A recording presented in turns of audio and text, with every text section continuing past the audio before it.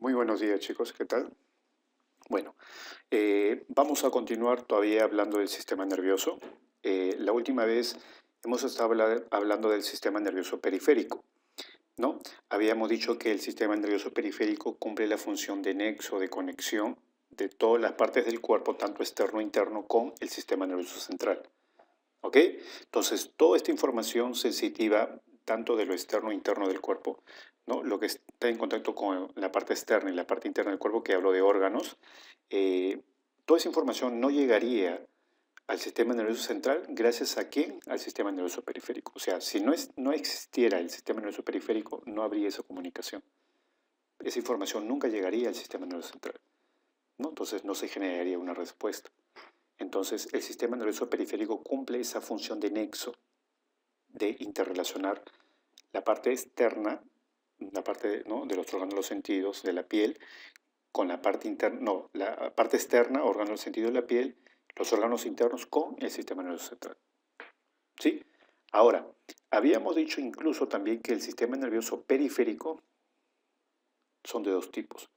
El sistema nervioso periférico somático y el autónomo. El somático tiene que ver con el control de la actividad voluntaria, movimientos voluntarios. En cambio, el autónomo tiene que ver con lo involuntario, y es lo que vamos a ver el día de hoy. ¿Ok? Entonces, el sistema nervioso autónomo o vegetativo tiene que ver con la actividad involuntaria. Es por eso que se encarga de controlar las funciones viscerales. En otras palabras, controlar las partes internas de nuestro organismo, ¿no? Ejerciendo un control sobre el músculo liso, el músculo cardíaco y sobre las distintas glándulas que están distribuidas en el cuerpo. ¿Ok? Entonces, ese es el trabajo, ¿no? El control de las funciones viscerales, de los movimientos, de la actividad, de las funciones que realizan todos los órganos internos, ¿no? Entonces, y como dice ahí, teniendo un control sobre la actividad del músculo liso, cardíaco y de la actividad glandular, de las glándulas sudoríparas, salivales, lacrimales, etcétera, ¿no? Entonces, ese es el sistema nervioso autónomo vegetativo, ¿sí? El sistema nervioso autónomo vegetativo comprende una serie de mecanismos que regulan el funcionamiento de las vísceras internas. Esto quiere decir que su actividad no depende de la voluntad. Ahí su denominación de autónomo. ¿Ok? Las funciones del sistema nervioso autónomo son muy variadas y entre ellas encontramos su influencia sobre la frecuencia respiratoria, por ejemplo, el ritmo cardíaco, el volumen de la orina que se elabora a diario, el tránsito del bolo alimenticio, la distribución de la sangre, la elaboración de hormonas, muchachos. Entonces, todo esto es interno, ¿sí o no? ¿Y quién lo controla? El sistema nervioso autónomo vegetativo. Todas esas actividades son controladas desde unos núcleos nerviosos que se encuentran en el tronco encefálico, ¿no?, y en la base del cerebro, los que son informados a través de vías nerviosas provenientes de la médula y ciertos nervios periféricos sobre el estado en que se encuentran los tejidos y los órganos. Toda la información de lo que suceda internamente se debe justamente a este sistema nervioso autónomo o vegetativo. ¿Cuál es su importancia entonces de este sistema nervioso? Su importancia está en que el sistema que controla las vísceras las regula y las complementa. Sin una función coordinada e involuntaria no sería posible la vida, ya que nosotros tendríamos que estar pendientes de todo lo que sucedería en nuestro cuerpo, como por ejemplo el movimiento intestinal y secreción. Claro, ¿no? Entonces, esa es la importancia de que haya un sistema nervioso que actúa de manera independiente, ¿no? De manera autónoma, ¿no? Entonces, nosotros no nos preocupamos del buen funcionamiento del corazón, de eso, ¿no? Y es porque eso tiene un control nervioso, ¿sí? Ahora, ¿cuál es la estructura de este sistema nervioso autónomo? A ver, está formado por un conjunto de neuronas que se encuentran ubicadas en el tronco cefálico y en la médula espinal. ¿Ok? De ahí salen todos esos nervios que se van a dirigir a estos órganos. ¿Ok? ¿Y cuál es la división de este sistema nervioso autónomo? Este sistema nervioso autónomo se divide en dos: sistema nervioso simpático y el sistema nervioso parasimpático. Ambos sistemas nerviosos actúan en forma complementaria y antagónica. antagónica. Y eso lo vamos a observar más adelante. Son complementarios y antagónicas en sus funciones. ¿Ok? Entonces, como pueden ver acá en la imagen, miren, muchas de estos nervios que salen de la médula espinal, mira, forman parte del sistema nervioso simpático, mira, de la médula. En cambio, el sistema nervioso parasimpático, mira, sus nervios salen de la parte final prácticamente de la médula espinal y mira, pero la mayoría salen del tronco encefálico, ¿sí? Entonces, esto es lo que ustedes deben recordar siempre, ¿ya? Estos son nervios que salen tanto de la médula, principalmente del simpático salen de la médula y del parasimpático, la mayor parte salen del tronco encefálico y una pequeña porción de la médula espinal, ¿ya? Dice, muchas de las funciones que se realizan en el organismo se producen sin que intervenga nuestra voluntad. Son las llamadas funciones de la vida vegetativa. Entre ellas se encuentran las contracciones del corazón, los movimientos del aparato digestivo, los cambios de tamaño de las pupilas. Los sistemas nerviosos autónomos son el simpático y el parasimpático, que trabajan con un movimiento, reacción o proceso, y el simpático lo inhibe. A ver, el sistema nervioso simpático se dice que se activa en situaciones de estrés, de emociones intensas, en actividades deportivas de full adrenalina, se activa el simpático. En cambio, el parasimpático se activa en situaciones de descanso, de tranquilidad, de calma, sosiego. ¿Ok? Entonces, por eso se dice que son antagónicos. Y ahorita lo vamos a ver en una imagen. Miren.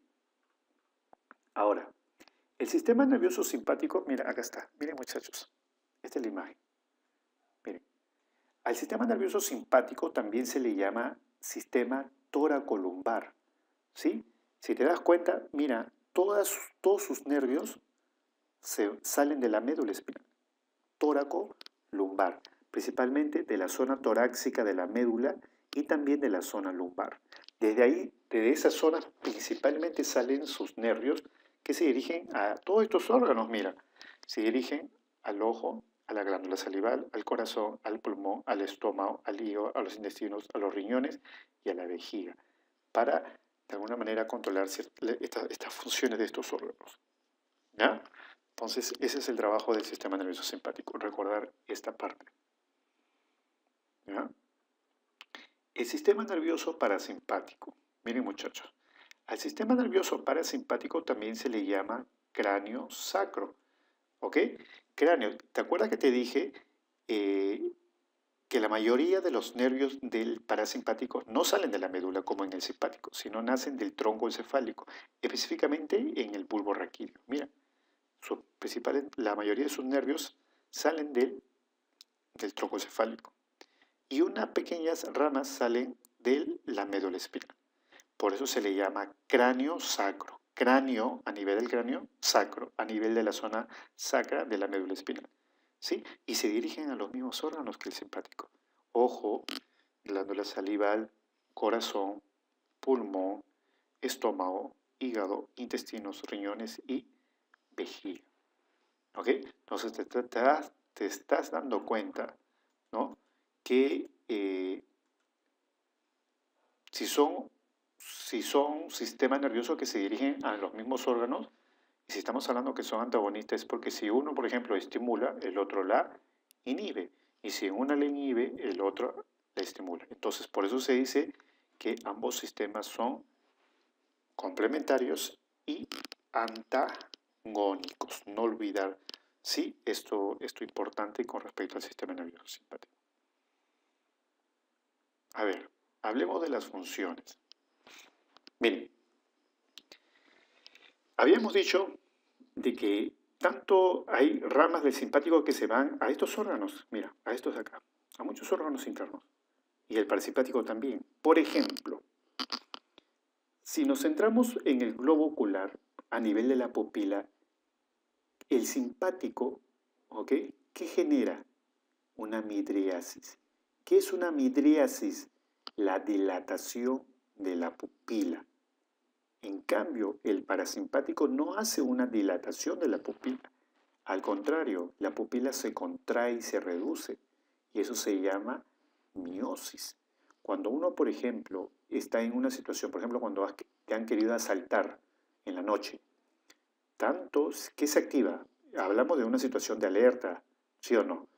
El simpático se activa. Y se activa, ¿y qué genera en tu pupila? Una dilatación. Es por eso que te pones a ver, abres los ojos.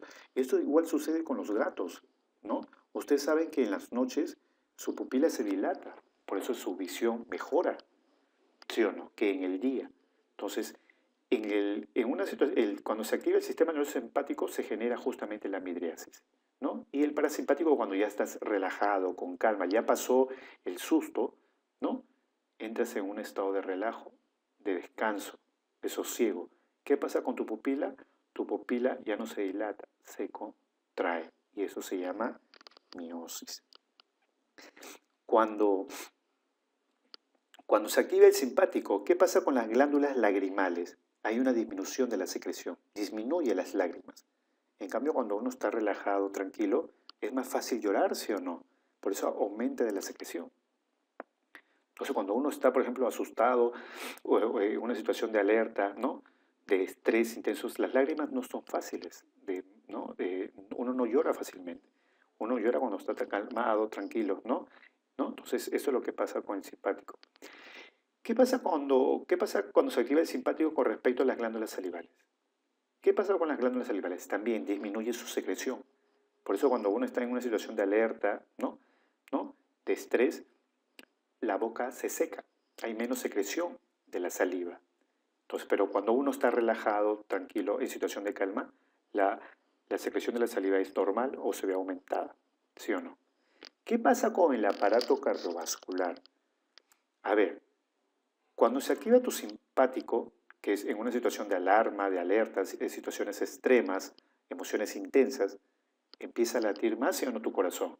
¿Aumenta qué? Aumenta la frecuencia cardíaca y eso se llama taquicardia, ¿ok? Pero cuando ya pasa el susto, el miedo o la emoción intensa, entras a un estado de calma, de sosiego. ¿Qué pasa con tu frecuencia cardíaca? Empieza a disminuir y eso se llama bradicardia. ¿Te das cuenta que las funciones son opuestas, sí o no? Son opuestas. ¿Por qué? Y ambas deberían funcionar así.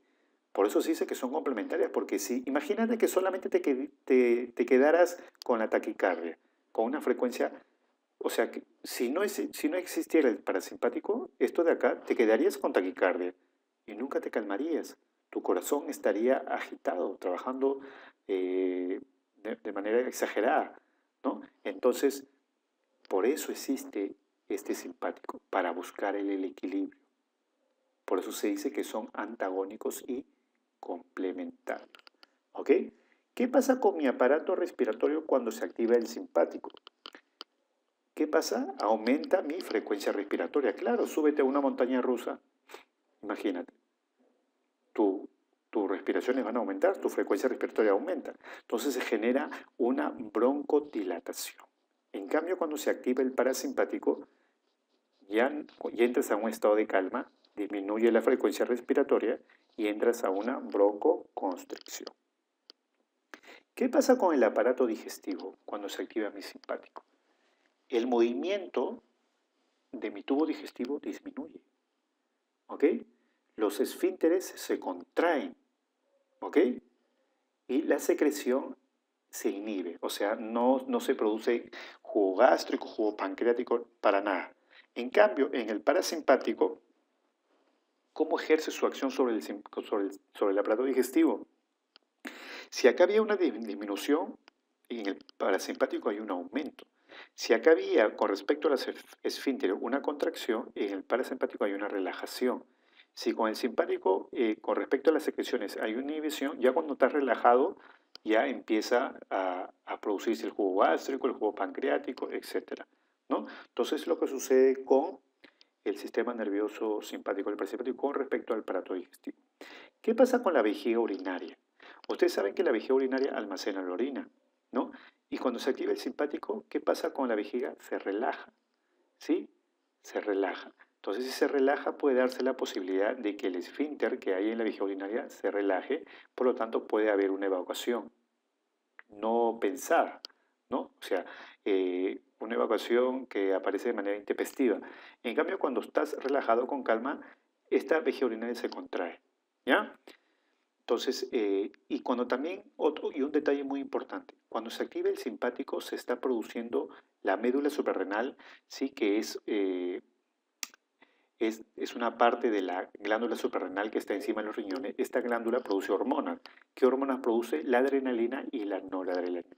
Por eso se dice que los famosos deportes full adrenalina son aquellas situaciones extremas donde se activa tu simpático, debido a que se está produciendo estas hormonas, la adrenalina y la noradrenalina. ¿Ok, muchachos? ¿No? Y acá está de una manera más completa. Miren, simpático y el parasimpático. A nivel del ojo, la dilata, la contrae. Midriasis, miosis. Menos saliva, más saliva. Se dilata los bronquios, broncodilatación, broncoconstricción. Aumenta la frecuencia cardíaca, disminuye la frecuencia cardíaca. ¿Ok? ¿Qué más? Con respecto al corazón, aumenta, no, ya lo mencionamos, con respecto al estómago, hay este, hay menos actividad, se disminuye la digestión, acá en cambio se aumenta la digestión. Con respecto a la, a la vejiga, se relaja la vejiga, en cambio acá se contrae la vejiga con el parasimpático, ¿sí? Entonces, eh, son diferencias que se deben tener en cuenta y siempre recalcar esto, ¿ya? Son complementarias y antagónicas a la vez. Ok, muchachos, eso es con respecto al sistema nervioso autónomo vegetativo. Ok, bueno, nos vemos en una siguiente oportunidad. Muchas gracias por su atención. Cuídense.